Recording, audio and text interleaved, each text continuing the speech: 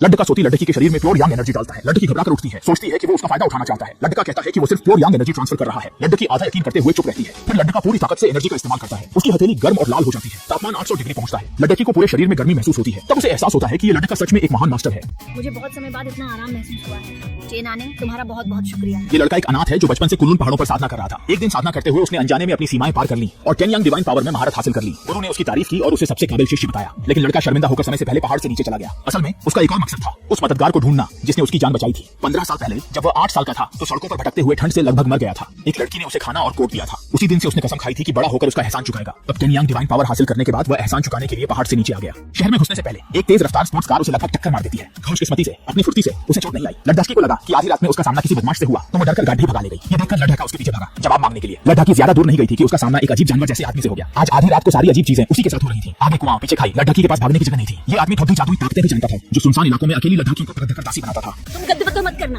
मेरे दादाजी ताऊ मास्टर को जानते हैं। अगर तुमने मुझे खाने की कोशिश की तो अंजाम बुरा होगा।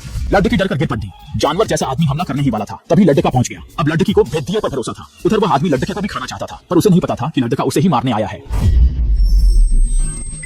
एक ही बार में वह जानवर जैसा आदमी असली रूप में आ गया। लड़के ने देखा वह ना इंसान है ना शैतान, इसलिए उसने उसे जला दिया। दोनों शहर जाने की तैयारी करते हैं पर रास्ते में गाड़ी खराब हो जाती है। मजबूरी में दोनों एक छोटे होटल में रुकते हैं। तभी लड़की बेहोश हो जाती है। जांच में लड़के को पता चलता है कि उसके पास शुआन यिन बॉडी है और शरीर में ज्यादा ठंडक से वह बेहोश हुई है। किसी की जान बचाना सबसे बड़ा पुण्य है, इसलिए लड़का अपनी प्योर यांग एनर्जी से लड़की की ठंडक दूर कर देता है। उसे लगा था कि इसके बाद उनका कोई वास्ता नहीं रहेगा पर तभी लड़के की नजर लड़की के गले के जेड पेंडेंट पर पड़ देती है। ये वही था जैसा उस छोटी लड़की ने पहना था। इसके बाद बातचीत के बाद दोनों एक दूसरे की पहचान की पुष्टि करते हैं। किस्मत भी क्या चीज है। लड़का वहीं अपने प्यार का इजहार करता है और उससे शादी करना चाहता है पर लड़की अभी प्यार के बारे में नहीं सोच सकती क्योंकि उसके दादाजी अचानक कोमा में चले गए हैं और हालत नाजुक है। ये सब लड़की के लिए आसान है इसलिए वो तुरंत मदद करने का वादा करता है। तभी लड़की के कजिन्स आ जाते हैं। वो लोग यहाँ इसलिए हैं ताकि लड़की को ताऊ मास्टर की सेवा के लिए मजबूर कर सकें। तुम्हें क्या लगा मुझे तुम्हारे इरादों का पता नहीं चलेगा?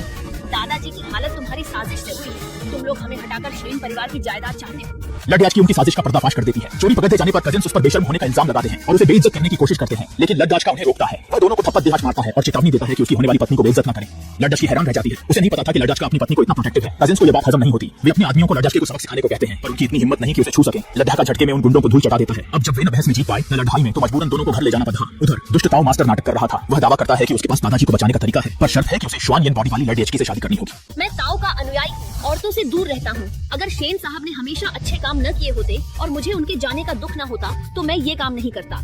उसका ये ढोंग देखकर लगता है कि उसने अपनी सारी शर्म बेच खाई है। शोहरत और हुस्न का लालची होकर भी वो इतने शान से बात कर रहा है। ये सब क्या है? और तुम भी, ये ताऊ मास्टर तुम ही तो लेकर आई थी ना? जैसे ही वो बुढ़िया लड़की को जबरदस्ती ले जाने वाली थी लड़का पहुंच गया। उसने समझा दादाजी को ब्लड गूज जहर दिया गया है। जब तक जहर वाले कीड़े को शरीर से बाहर निकाल दिया जाए वो ठीक हो सकते हैं। इसलिए वो 9 हेवंस मिस्टिक नीडल्स निकालता है और 10 यांग डिवाइन पावर का इस्तेमाल करता है।